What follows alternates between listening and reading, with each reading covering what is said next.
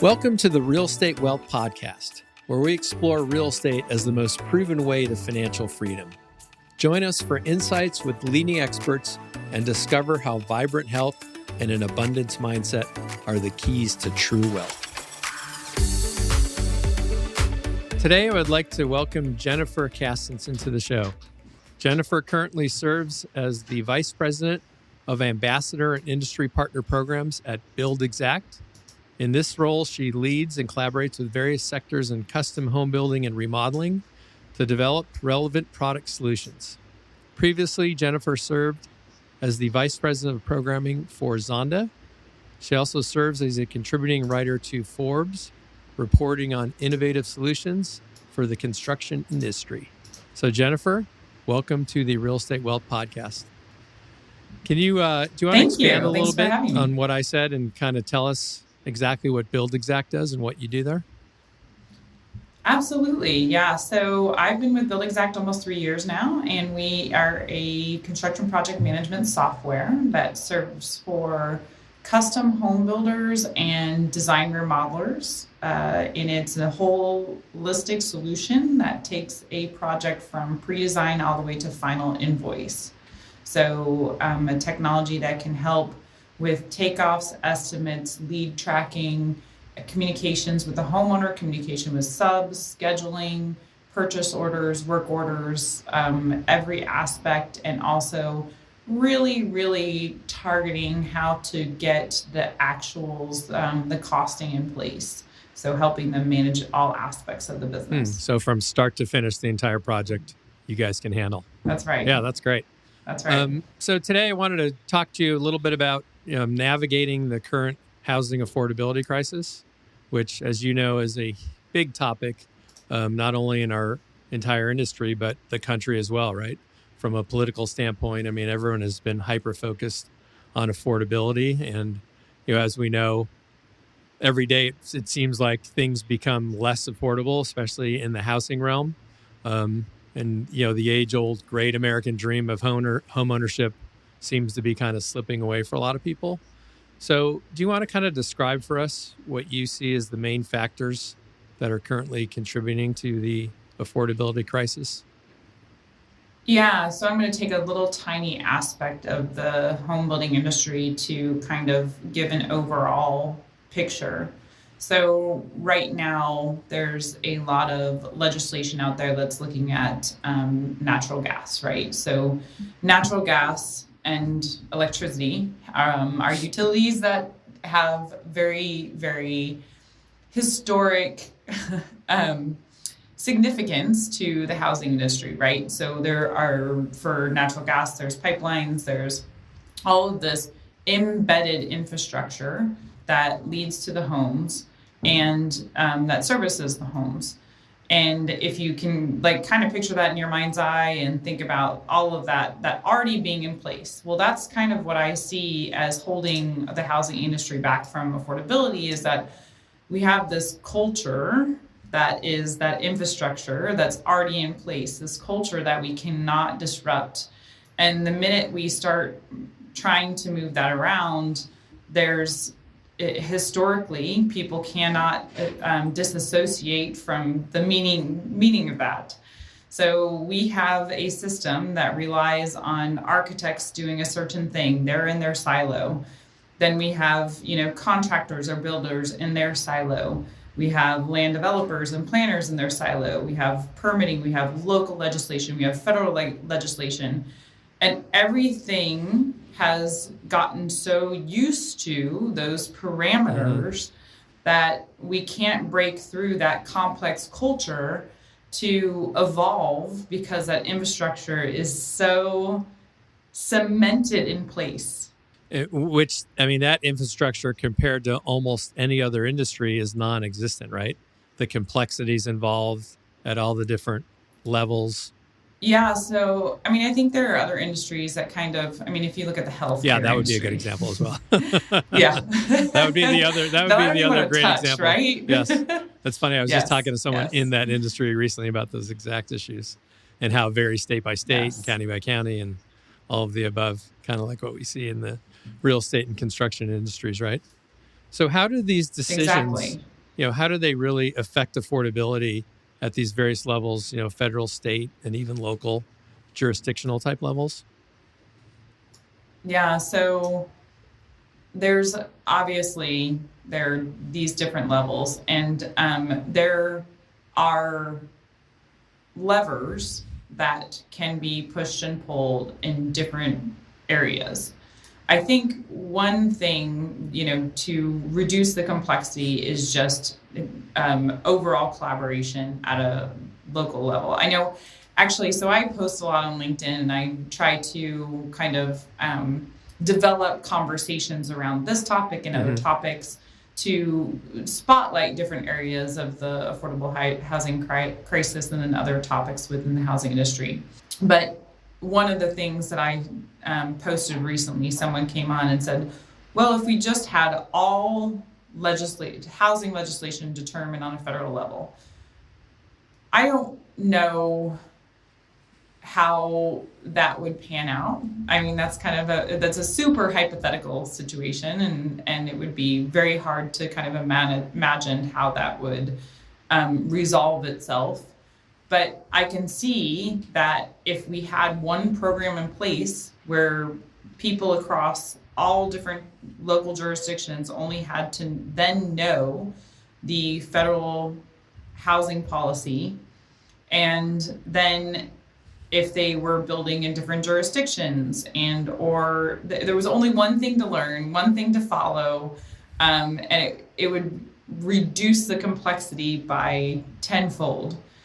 So that is not a feasible solution at the moment, but it's an interesting thing to think about maybe even state by state or somewhere where we could be a little bit more efficient with the legislation and therefore opening up the door to just simplicity. I think that's kind of what I'm alluding to, is that we just need more simplicity, things that people can follow easily, and then which would then reduce time, which would then reduce cost.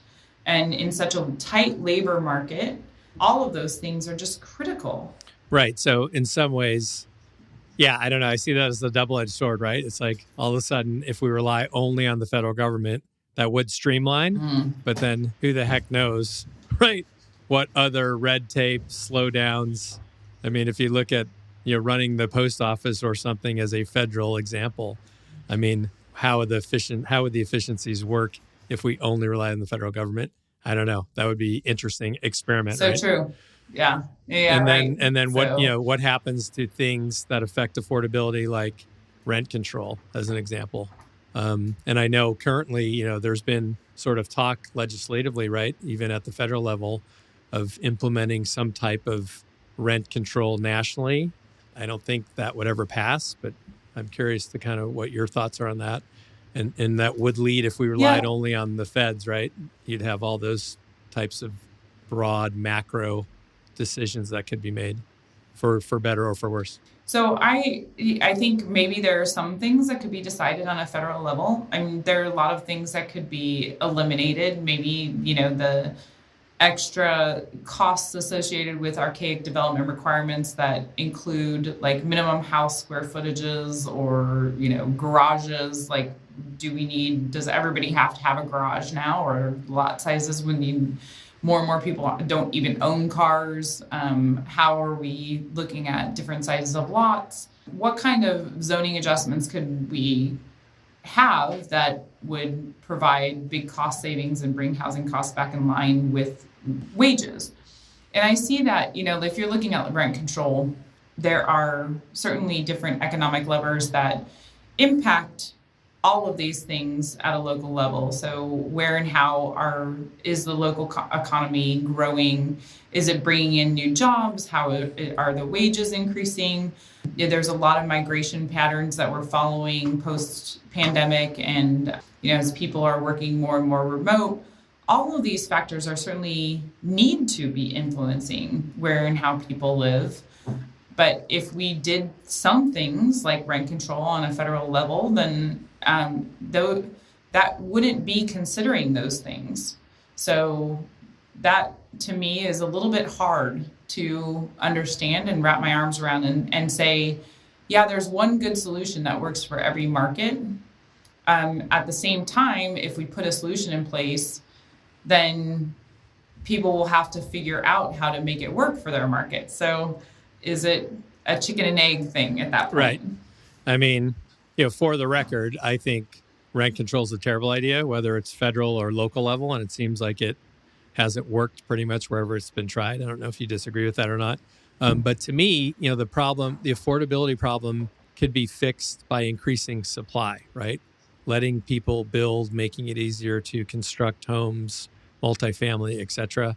I mean, I think that's the real crux of the issue. I mean, between, labor shortages that we've seen, especially kind of through the pandemic and since the pandemic. And I think I read recently, like the average construction worker in America is now over 50 years old, right? Which is kind of concerning because younger people are not going into the trades, which, hurts the ability to construct new buildings. So you have this labor shortage. There was supply chain issues. I think that's sort of sorted itself out for the most part, right? That have added to, the already onerous, depending on where you are, regulatory conditions to be able to build that have really held back, to a certain extent, supply. And so we've now been in this mode of trying to play catch up, right? Like I know, I think nationally we're 4 to 5 million, sort of depending on what you read, 4 to 5 million, units of housing short of where the country should be today. On the multifamily side, we're under a crazy building spree that's happened over the last 3 years, right? Where they're now trying to play catch up, where I think about 1 million new units, between last year and this year will come to market. And so that's kind of, depressing rents, keeping rents more stabilized, better for tenants, clearly with this new supply. But, like we talked about, that again is a very localized phenomenon, right? Some markets will feel it. Some markets, like in the Midwest are not feeling it. Markets like Austin, Phoenix, places that have seen a lot of building are feeling those effects more. So kind of what are your thoughts on, the labor issues as it relates to being able to build new housing? My thoughts and what I mentioned about supply and how far behind we are because of, I think, a lot of the regulatory. How do we sort of equalize? Where's the equilibrium? Can we catch up? It comes in fits and starts, it feels like. Then we have a glut of supply and then people stop building and you go through the whole cycle again.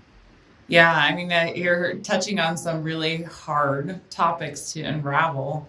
And I think that, starting with the skilled labor force, we are certainly lower than we need in order to develop the supply. And I appreciate the innovation, a lot of the groups that are trying to innovate in this space to reduce labor and or automate a lot of the processes in the construction, some of the prefabrication, some of the modular, and that is going fairly strong. And it seems to prove out in some of the multifamily spaces. So that's great. I think that, if you look also at some of the reasons why these groups are trying to solve for this with automation is because the unions in their area. So it's another kind of complication that influences how and where we're able to deliver supply. Your numbers for where you see the housing shortage are almost triple what I hear on a regular basis, which is 1.2 million units of housing short today. Okay, yeah, I think I read That's it was right, a Fannie or Freddie Mac report saying it was closer to 4 to 5 million. So yeah, so I mean, it's daunting, obviously. And now we're getting into an election period, and it's actually become a topic in the election where there has been, been a lot of media attention on housing recently with NAR ruling, with affordability, with resiliency. There's so much that people are starting to think about, and not only from how and where they're going to live. I mean, Redfin's report this week, I believe, came out and said that what people are not doing in order to be able to make their housing payment. And some of it's not eating. I saw that. So they're taking, at the top of the list, it's like not taking vacation or not taking as many vacations. But then it goes into the list and it becomes way more critical to our health and well-being by skipping meals and additional work shifts and selling things and so there's all of these things that are compounding around housing right now. And so I think that it becoming an element of the election is going to do a lot of things. Probably not put it where it needs to be immediately. However, it will give it some attention that hopefully will open the doors to better strategic thinking, more collaboration, and more innovation. You touched a little bit on technology, so I want to expand on that. So how do you think we can leverage technology today, and especially, with AI coming on as fast as we're seeing in all areas? In fact, I was at an AI conference a couple of weeks ago. It was very interesting. And one of the presenters was someone who's in the 3D home building business, right? And, he made it seem like it's happening now. The costs are already lower, et cetera, which, I'm hearing that's not really the case today. I mean, I think it will eventually catch up and get there. And I know modular seems like it's there. I'm just curious, kind of from your standpoint and expertise in terms of what you're seeing today to reduce those costs, via some of these technologies.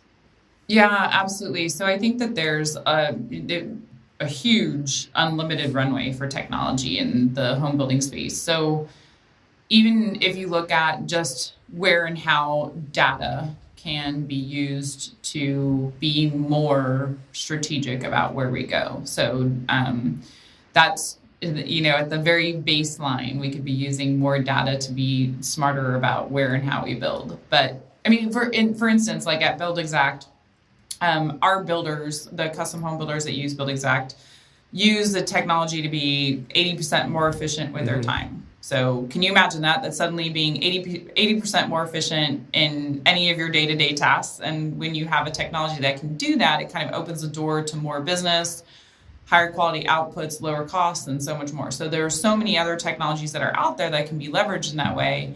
And when you're looking at AI, I think that you can think about some aspects of the building process that are really difficult and convoluted right now in terms of like permitting and, let's just take permitting.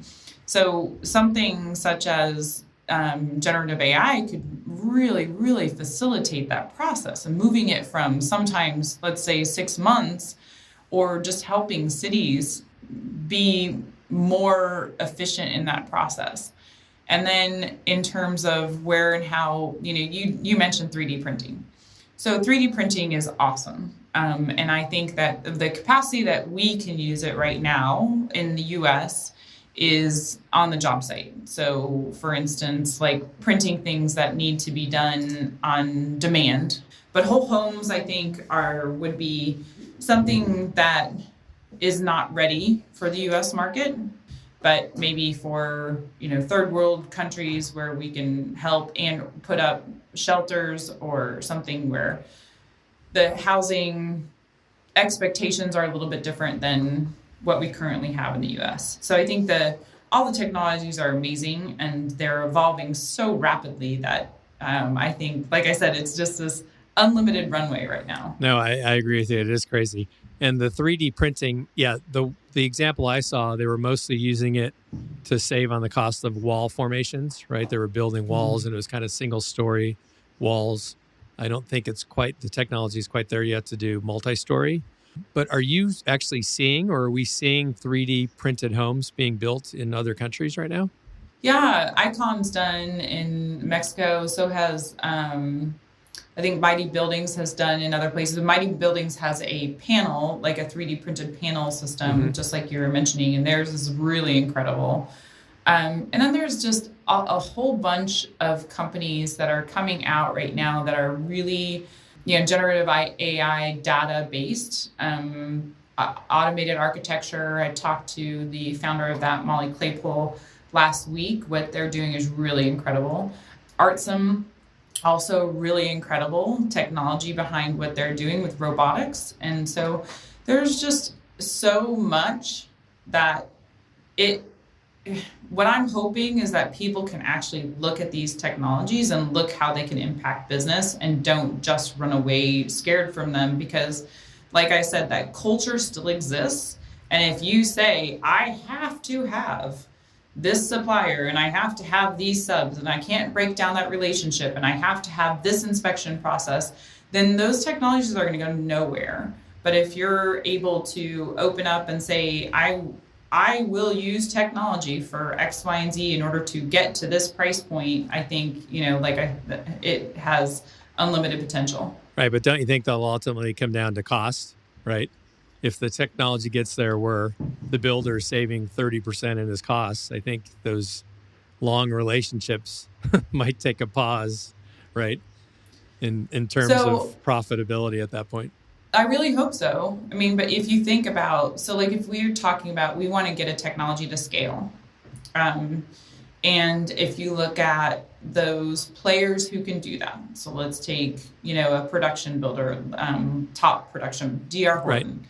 So if D.R. Horton adopts a technology like that, then all of a sudden, all of their functional departments within their organization have to change. And so it's not just saving 30% anymore. It is how it's changing a whole business model. So it has to have some teeth to get traction. Yeah, I agree. And by the way, Icon was the group that presented, and they showed those homes in Mexico. I think it was 10 or 15 homes they built. It was, it was impressive, neat technology. Yeah. I mean, they're brilliant. It is. But I mean, if you look at what they're selling in the Texas area, just north of Austin, the price point is more than a conventional home. Right. That's what I've heard. And so it's not solving for affordability at this point. But, and they have other initiatives like building housing for Mars, which they're doing with Bjork Ingles Group. There's a lot of things in motion, and I think that we should have open minds and embrace all of them and look at how any of them could change or disrupt, or how we can use all these different tools to make a difference. And they will, right? It's just a matter of time. Yeah. It's just a matter of time. Yeah. Because I think I heard in the last 80 years, I think the most innovative thing that's happened with construction is the nail gun, right? Everything else has been exactly the same with sticks and bricks and the way we've built for the last 80 years or 100 years. So it's definitely due for a change, and it will happen. Yes. Let's shift gears a little bit and talk about workforce housing. I mean, that's something that we do here at CalCap. And, I've always said if there was a way to build to a workforce housing model, I think it would be an absolute home run.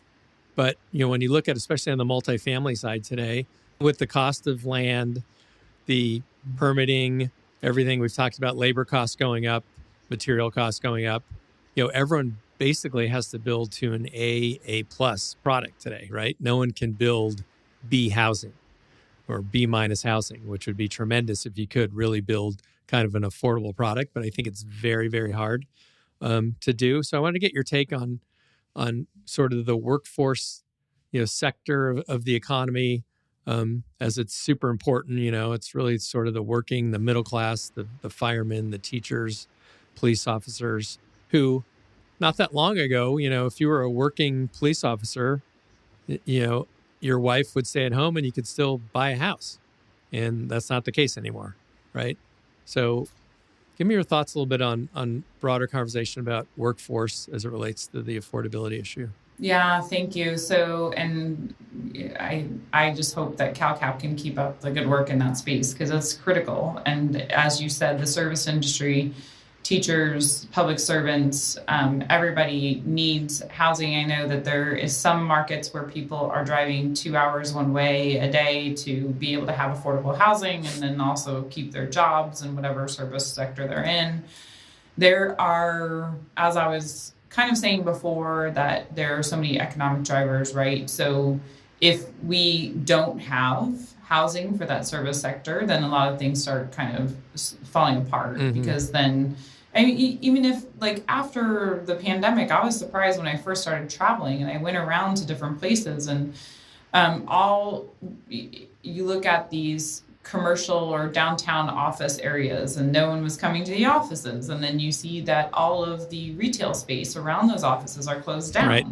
And, that's not necessarily a housing factor, but it becomes one because then those service people don't have jobs. They can't afford the housing where they're at.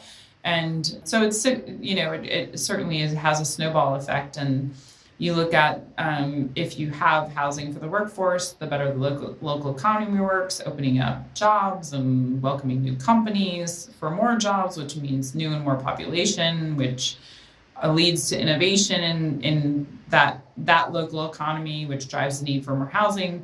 And I know I've done personally a lot of stories about missing middle or workforce housing and worked with Dan Perlick with Optico's Design, who wrote the book about missing middle. And there are ways to design for missing middle housing.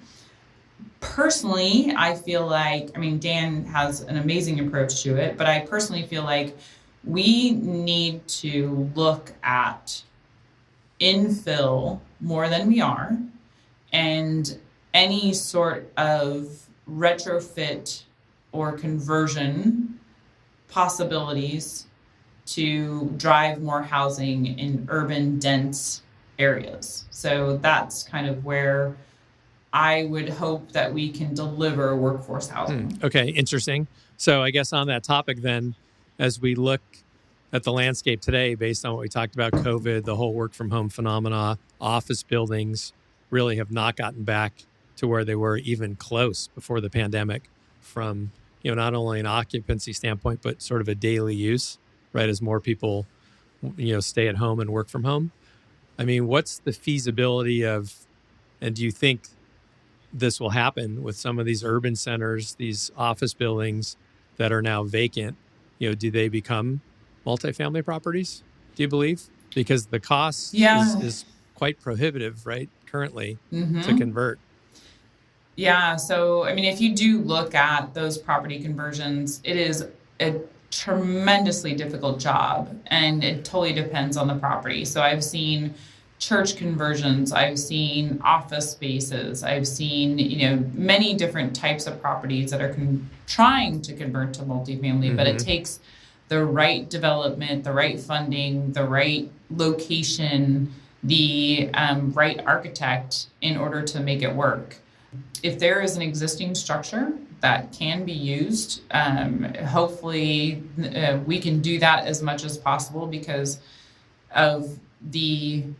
I have seen and read that some kind of eye-opening reports about where office is currently and where it's headed. So, like I said, I think and I hope that we can do as much conversion as possible. And I think it's going to take a real effort, with cities, counties, states, et cetera, to have tax abatements, et cetera, to really make it as attractive as possible, which would only help their urban, infill locations that are now suffering, to your point, where people aren't going to the office and now the retail restaurants are suffering and closing, and it's sort of snowballs, right? That's right. With a really bad effect of a vortex of a once thriving downtown in some of these areas. Yeah. So hopefully that can be solved. But you're right. When you look at traditional office with the big core factor and the way they were constructed, it's just, what I'm hearing is today, a lot of office buildings, people are pricing them, ones that are selling distressed, they're basically worth land value minus demolition costs, which is staggering. Ouch. Staggering. Yeah. Let's talk a little bit about the affordability crisis and economic mobility and inequality and how that factors in. Does it make economic disparities worse, right? Because we always hear, I mean, the great American dream was always, buy a home, you create equity in the home over years. You now have some money to start a business or invest in the stock market or whatever. And obviously that's becoming harder to do as we're becoming a little bit more of a renter nation. So I wanted to get your thoughts a little bit on that topic. Oh my gosh, I wish it didn't, but it certainly does. I mean, there's no way around it, right? So I would just mention that Redfin report. You can see how that impairs the system when you have to sacrifice other aspects of life to pay for housing. Yes. You can never progress. So you can never get ahead. I mean, that's the bottom line. If you're giving up health or safety or something else to pay for your housing, then it becomes cyclical. You're constantly struggling because you are ill, and then you can't make it to your job, and then you can't afford your housing or whatever. It becomes a trap, and you can never get out of that trap. So yes, it definitely horribly impairs the it impacts the economic disparities, and it makes them worse. Absolutely. Mm-hmm. And I think in some ways, from what I see, even talking to my own kids and their friends, there's a little bit of almost despair, with the younger generation today saying, gosh, and especially, I live in Southern California where it's ridiculously expensive. Like we'd never be able to afford a home, in our neighborhood, or we'll never be able to buy a starter house in California that's now, $800,000 or whatever. And it's daunting. And I think it's kind of putting sort of a malaise, if you will, a little bit on the younger mm-hmm. generation, where there's like, you know what, I'll just spend more money at Starbucks because why do I need to save for a house? I can never even get there, which is very discouraging in my opinion. And Absolutely. And back to what we talked about earlier, like, every nation, every country, you need that stable middle, right? You need the middle class to just stabilize all of the economy and everything across the board. And it's been, as the rich have gotten a lot richer and the poor have gotten poorer. And it's been exacerbated, I think, even since COVID. So it's definitely and an issue. To hit on that, like if you look at how much the cost of education is, mm-hmm. secondary education, and people are coming out with that debt, and then how do they take on housing debt when they already have that in place? So talk about creating a sort of malaise. That's part of it as well. Mm-hmm. Agreed. Well, now you're hearing more and more like, is college worth it? Should I even go to college, et cetera, right? Which is kind of a crazy thought to me as well. They should know that there are a lot of jobs in the trades that they can take on, and the right? trades can do very well. By the way, I grew up in the trades. My father was an immigrant from Italy, and he was a bricklayer.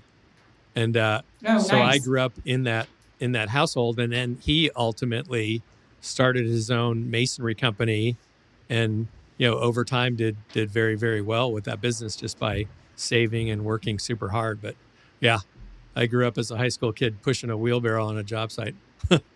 Nice. That's good work. Yeah, it is. And I agree with you. Like a lot of these kids today going to college just because you go to college, it's like you can become a plumber or an electrician and have your own company and do extremely well, right? Which I think, some of these kids need to be pushed in that direction. Let's talk a little bit about, we've seen a shift really since, I guess, 2008, when some of the large corporations like Blackstone, Homes for Rent, et cetera, have come in, the big public companies, and have been gobbling up single family rentals. That really created a whole new asset class, right? Where we didn't have a single family rental asset class before. It was a really mom and pop, someone would own one or two homes. So how do you think that's playing into the affordability, or is it still too small of a percentage at this point? Because I sort of hear both sides of it. I hear it's like, well, it's even harder now for a young family to buy a home because, Blackstone's going to come in and outbid them and pay all cash, and they can never compete, et cetera, et cetera. Do you think we're seeing that in the affordability front, and how much of a factor is that today? Yeah. So, I guess in my opinion, like every market needs all different kinds of players, and that doesn't mean that one player should have an unfair share or become a monopoly, but those types of players are able to offer something that others can't or won't or aren't able to. And I think that there's an opportunity for the institutional players to do something unique and different. And it may be what they do that is able to dislodge opportunity for other developers, or even to provide housing at price points that opens up more affordable housing for the ones who need it most. So I don't know. I think that the more unique types that we have available, and the more selection, the more opportunity, and even to see what works and what doesn't work, and to see what the consumer appetite is, and those types of things. I know that there has been a lot of discussion. I did follow it for a while. I think it's kind of died out a little bit in recent months, maybe in the last 9 to 12 months. And I don't see it as a large influence over what's happening in the overall marketplace. But I just encourage all types to try what they can, and do it at the right scale. Mm-hmm. Yeah, I mean, I think the large corporations still only own 1% or 2% of the overall sort of rental stock. So I think it's a small percentage, even though it seemed like for a while they were buying everything distressed, and now it's slowed down. Right. Hey, Jennifer, have you seen, I don't know if you do anything, or your company does anything internationally, or you look globally, but have you seen anywhere around the world where they've successfully sort of navigated? Because I know this issue is not just, for the U.S., but we're seeing it sort of across the globe right now, right? The whole affordability issue in housing. And I'm wondering if you've seen any other countries sort of able to solve or do something to innovate and correct the problem. Yeah, so you're right. I mean, the headline news is that there are every country is experiencing some version of this, and I think that when we started this conversation, I was talking about like a cultural infrastructure, and I think ours is a little bit different than most out there. And so until we untangle that, we can't really take their best practices and adopt them here, because that's what drives our housing development. But I think that there are some that are very, very similar to ours, and like Trudeau in Canada just announced 600 million that's going towards housing right now. So things like that, we can see how successful they are.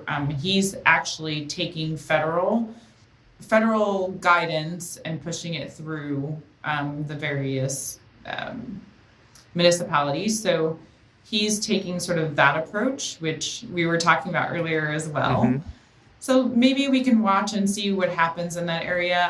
I know too that other countries are just a lot more open to building modular construction or automation and things like that. And I see that they're a little bit more progressive in social housing and looking at how communities shape healthier lives. And I think there's a lot of things that we can learn on a different scale on how housing impacts the overall economy.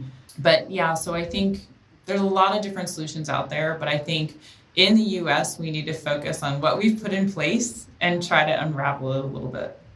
And use companies like Buildxact to streamline the process, perhaps? Yes, that's right. That's right. Absolutely. And so Jennifer, where do you see the future of all of this and affordability, and where do you think things evolve over the next 5 or 10 years, especially given the fact, that innovation is changing rapidly, AI is changing things exponentially, in my opinion. How do you kind of see things playing out? Are you optimistic about affordability in the future here? Yeah, I'm really optimistic. I think the spotlight that's been put on it by the current administration in the recent weeks has really driven people to think about what we're doing, how we're doing it, what that means for the upcoming election.